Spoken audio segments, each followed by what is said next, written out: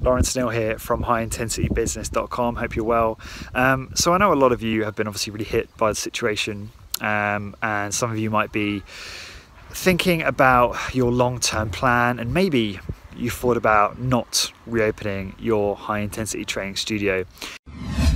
And obviously that's a very personal decision. Maybe you've not been passionate about it for a long time, and maybe you wanted to do something different, and in which case maybe that is the right decision.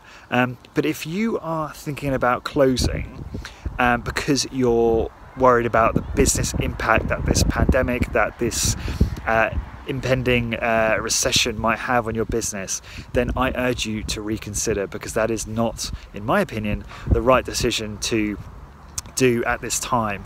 And in fact, you should be far more focused on how you can generate revenue now, and also how you can cultivate strong relationships with your customers right now in terms of helping them with problems, so that when you do reopen, you're in a very strong position. The reason I say that is because I think high-intensity training studios are going to be in a very, very strong position over the next few months. There's a number of reasons for that. Firstly, people right now do not want to go to a big box gym. They don't want to be in a sweaty gym where there's loads of people.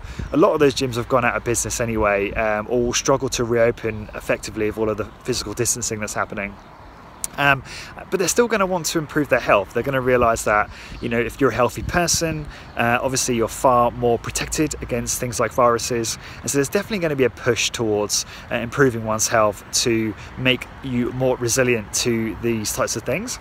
But then secondly, high intensity training studios are just poised for success after this, because we're all about a clean studio. We are all about private one-on-one or small group training. We're just set up for success in this particular context. So I am very optimistic about the future for high intensity training studios and for your business. And so just make sure that if you have decided to close shop permanently, that you really reconsider and make sure that you are making the right decision for you.